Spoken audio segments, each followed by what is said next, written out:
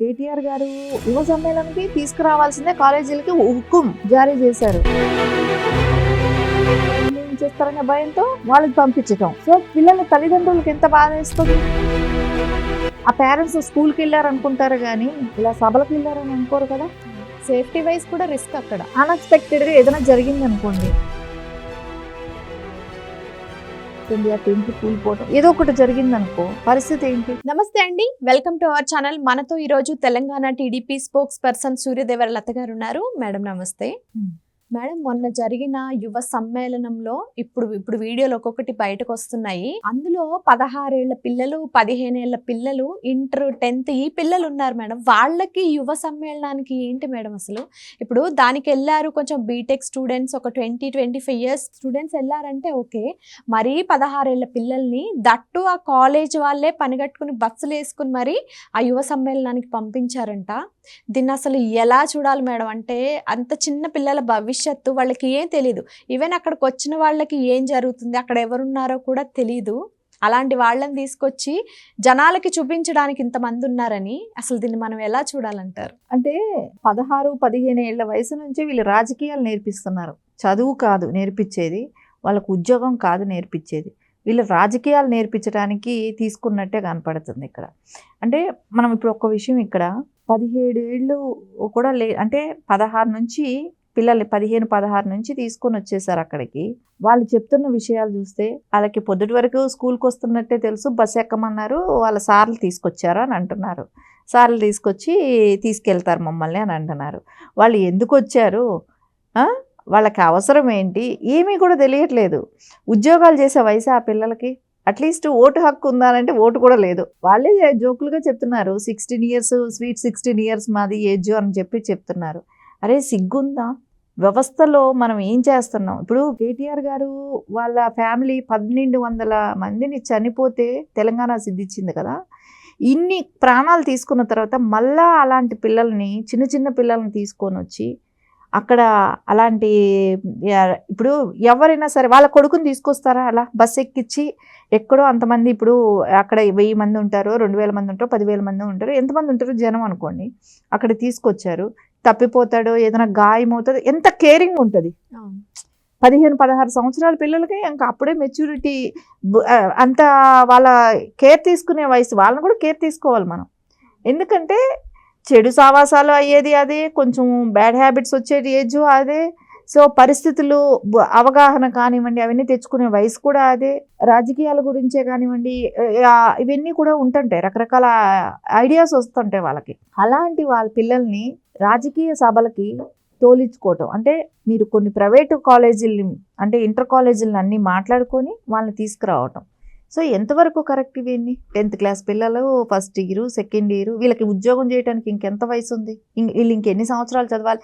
అంటే వాళ్ళ భవిష్యత్తుని మొగ్గలోనే దించేసేయాలనేది. ఇప్పుడు వాళ్ళకి ఇప్పుడు 2 సభలకి ఇట్లా తీసుకొచ్చారనుకోండి, వాళ్ళ ఆలోచన విధానం ఎట్లా ఉంటుంది? మనం కూడా ఏంటి చదువుకుంటే అవుతామా, మనం కూడా రాజకీయ నాయకులు అయిపోతాం, చదువుకున్న వాళ్ళందరూ రాజకీయ నాయకులు, ఆ బేస్ ఉంటుంది వాళ్ళకి. ఎలా ఆలోచిస్తారంటే ఈ జేజేలు కొట్టించుకోవటము, ఇంకోటి మనల్ని చూస్తే 10 మంది నమస్తే చెప్పాలి, ఇట్లాంటి ఆలోచన అక్కడి నుంచే స్టార్ట్ అయిపోతుంది. వాళ్ళు చదువు కంప్లీట్ చేసి వద్దామనే ఆలోచన కూడా ఉండదు పిల్లల్లో. మళ్ళీ ఈ లోకల్ లీడర్స్తో తిరగటం కానివ్వండి, ఇట్లాంటివన్నీ అలవాటు చేసేసుకుంటారు. కరెక్ట్గా ఆ ఏజ్ అది. అసలు కాలేజ్ అని ఎలా పర్మిషన్ ఇచ్చింది మేడం ఇలాంటి వాటికి పంపించడానికి? కాలేజీ పర్మిషన్ ఇవ్వటం ఏంటి? కాలేజీ వాళ్ళే తీసుకొచ్చారని చెప్తున్నారు కదా. కాలేజీ వాళ్ళతో మాట్లాడేసుకున్నారు వీళ్ళు. ఓకే. యువ సమ్మేళనానికి తీసుకురావాల్సిందే కాలేజీలకి హుకుం జారీ చేశారు. రేపొద్దున వీళ్ళు కానీ వస్తే ఆ కాలేజీలు ముగించేస్తారనే భయంతో వాళ్ళకి పంపించటం. సో పిల్లల తల్లిదండ్రులకి ఎంత బాధ వేస్తుంది. సంబంధం లేని వాళ్ళు, ఇప్పుడు వాళ్ళ పేరెంట్స్ నిజంగా కాంగ్రెస్కి వేస్తారో, బీజేపీకి వేస్తారో ఓటు, బీఆర్ఎస్కి వేస్తారో, ఏ పార్టీకి వేస్తారో కూడా వదిలేసేయండి. ఆయన కొడుకుని అయితే ఆయన తీసుకొస్తాడా? సేఫ్టీ వైజ్ కూడా రిస్క్ అక్కడ. సేఫ్టీ వైజ్ రిస్క్ కదా. ఈ అన్ఎక్స్పెక్టెడ్గా ఏదైనా జరిగింది అనుకోండి, తొక్కిసలాటదో లేకుంటే గాలివాన వస్తుంది, ఆ టెంట్లు కూలిపోవటం, ఏదో ఒకటి జరిగింది అనుకో, పరిస్థితి ఏంటి? ఆ పేరెంట్స్ స్కూల్కి వెళ్ళారు అనుకుంటారు కానీ ఇలా సభలకు వెళ్ళారని అనుకోరు కదా. సో ఆ పిల్లలు నేను అదే అనేది, ఇప్పుడు మన పిల్లల్ని అయితే మనం పంపిస్తామా, ఆ ఆలోచన ఎందుకు రావట్లేదు వాళ్ళకి? అంటే డబ్బులు పడేసేసి కొన్ని స్కూల్స్కి డబ్బులు ఇచ్చేసి జనాల్ని తోలిచ్చేసేసుకోవటం కరెక్ట్ పద్ధత? అంటే 500 రూపాయలు తీసుకునే జనాలకి లాగా కనపడుతున్నారా మీకు విద్యార్థులు? అంతంత ఫీజులు కట్టి చదువుకునే పిల్లలు 500 పెట్టి మనుషులను తోలిచ్చుకునే జనాల్లాగా 200 ఎంతో పెడుతుంటారు కదా, ఓ బిర్యానీ ప్యాకెట్ను అట్లా ఆ రకంగా కనపడుతున్నారా విద్యార్థులు? సో ఎంత దారుణమైన విషయం ఇది. ఇది ఒకవేళ పేరెంట్స్ కి తెలిసినా ఇవన్నీ కూడా పెద్ద ఇష్యూ అవుతుంది. ఇంత చిన్న ఇంత పెద్ద మ్యాటర్ని వీళ్ళు ఎంత సింపుల్ గా కాలేజ్ స్టూడెంట్స్ ని, ఇప్పుడంటే మనకు తెలిసింది మేడం ఈ కాలేజ్ అని, మనకు తెలియకుండా ఇంకెన్ని కాలేజెస్ ఉన్నాయో. అవును, ఇప్పుడు అక్కడ ఉన్న పిల్లలందరూ మనమంటే కాలేజీ పేరు బయట పెట్టట్లేదు, కానీ చాలా మంది ఆ కాలేజీల మీద కంప్లైంట్ ఇవ్వాలని అంటున్నారు. సో వాళ్ళకి లైసెన్స్ రద్దు చేయాలంటున్నారు. సో అది చాలా తప్పు. పిల్లలని ఎంత సెన్సిటివ్గా ఉంటారు ఆ వయసు పిల్లలు, మరీను వాళ్ళకి మటుకు ఏం తెలుసు అంటే అక్కడ ఏదైనా ఒక విపత్తు జరుగుంటే ఎవరు రెస్పాన్సిబిలిటీ? ఇప్పుడు 25 సంవత్సరాలు 22 నుంచి ఎవరికైనా ఉద్యోగం దొరకలేదని ఎత్తుక్కొని తిరిగే టైం, ఆ ఏజ్ పిల్లల్ని తీసుకొచ్చి నువ్వు అక్కడ మీటింగ్ పెడితే అది వేరుగా ఉంటుంది. ఏదైనా సభ పెడితే వాళ్ళు ఏమైనా ఇన్స్పైర్ అవుతారో ఏదైనా ఉంటుంది. ఈ పిల్లలు ఎప్పుడు ఉద్యోగానికి వచ్చేది? 16 ఏళ్ళ నుంచి వాళ్ళు రావడానికి ఇంకా 7 ఏళ్ళు పడుతుంది కదా, 6-7 ఏళ్ళు పడుతుంది కదా ఈజీగా. ఆ పిల్లల్ని తీసుకొస్తారా? వాళ్ళ మైండ్ లో ఇప్పటి నుంచే కొన్ని బీజాలు నాటడం, అంటే వీళ్ళే ఉన్నారు అన్నట్టుగా. కేటీఆర్ గారే 40లో చేస్తాడట, 2040-50కి బాగా ఉద్యోగాలు ఇప్పిస్తాడంట. అంటే ఆ పిల్లలు చెప్పేది అరే 40-50కి వచ్చేటప్పుడు వీళ్ళ వయసు ఎంత అవుతుంది అనేది కూడా వాళ్ళకి అవగాహన లేదు. మళ్ళీ వాళ్ళ ఉద్యోగానికి ఎలిజిబిలిటీ ఉంటుందా ఉండదు అనేది కూడా ఆ పిల్లలకి తెలియట్లే. 50 ఏళ్ళు 2050లో కూడా మంచిగా ఉద్యోగాలు వస్తాయంట. అంటే అంత అమాయకంగా ఉన్న పిల్లల్ని తీసుకెళ్ళిపోయి వాళ్ళని ఈ రోజున అంటే ఇంటర్మీడియట్ పిల్లలు కాబట్టి వాళ్ళకి 40-50కి చెప్పేశారు.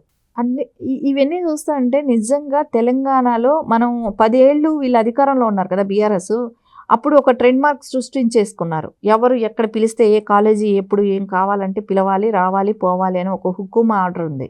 ఇప్పుడు అధికారంలో ఉన్న పార్టీ చేస్తే వాళ్ళకి భయపడి వెళ్ళారేమో అనేది ఒకటి అనుకుంటాం మనం జనరల్గా. కానీ వీళ్ళేంటి, మేము అధికారంలో వస్తే మిమ్మల్ని మీ కాలేజీ లైసెన్స్ రద్దు చేస్తాం, మీరు ఇప్పుడే పంపించండి అని చెప్పారా? లేకుంటే డబ్బులు ఆశ చూపెట్టారా? ఏం ఆశ చూపెట్టి మీరు పిల్లల్ని తరలించుకున్నారు? సో బుద్ధి ఉండట్లేదా వ్యవస్థలకైనా? నేను అనేది ఆ మేనేజ్మెంట్కి. మిమ్మల్ని నమ్మి పిల్లల్ని మీ దగ్గరకు పంపితే మీరు ఇట్లా పొలిటికల్ వాటికి పంపుతారా పిల్లల్ని? మీకేం రైట్ ఉందని పంపుతారు? ఆ పిల్లలకి టైం బాలాకి ఏదో ఒకటి విపత్తు అయ్యింది అనుకోండి, ఎవరు రెస్పాన్సిబిలిటీ? ఏమైనా ఊరికే చదివిస్తున్నారు? ఏదైనా గవర్నమెంట్ కాలేజీలా? కాదు కదా, ప్రైవేట్ కాలేజీలు కదా. గతంలో 12 మంది విద్యార్థులు బలిదానాలు తీసుకుంటే తెలంగాణ వచ్చింది కదా, అది తెలుసు కదా. ఇప్పుడు మళ్ళీ ఇట్లాంటి పిల్లల్ని రెచ్చగొట్టి ఏదో ఒక ఆ టైం ఎవరు ఏం మాట చెప్తే ఆ మాటకి ఇన్స్పైర్ అయ్యే వయసు ఆ వయసు. వాళ్ళ భవిష్యత్తు ఏం కావాలనుకుంటున్నారు? ఇవన్నీ ఖచ్చితంగా రేపు పొద్దున ఈ రోజున కాంగ్రెస్ గవర్నమెంట్ రేవంత్ రెడ్డి గారు దీని మీద యాక్షన్ తీసుకోవాలి. ఇప్పుడు స్వచ్ఛందంగా రావటం వేరు. ఆ పిల్లల్ని 18 ఏళ్ళు లోపల ఉన్న వాళ్ళని తీసుకొని వచ్చి అక్కడ కూర్చోపెట్టారంటే దాని మీద కేసు అనేది ఉండాలి. సో సీరియస్ యాక్షన్ తీసుకోవాలి. రేపు పొద్దున ఈ రోజున వదిలేశారనుకో, రేపు ఇంకొక విద్యా సంస్థలు ఇట్లాగే తయారవుతాయి కదా. స్కూల్ పిల్లల్ని తీసుకెళ్ళి కూర్చోపెడతారు కదా. సో ఇది కరెక్ట్ పద్ధతి కాదు. వాళ్ళకి ఓటు కూడా లేని పిల్లల్ని తీసుకెళ్ళి ఏం చేద్దామని తీసుకెళ్లారు. సో దీని మీద గవర్నమెంట్ యాక్షన్ తీసుకోవాలి. దీని మీద ఏ అయితే విద్యా సంస్థలు ఉన్నాయో వాటి మీద కేసు పెట్టాల్సిన అవసరం ఉంది. Thank you. నమస్తే.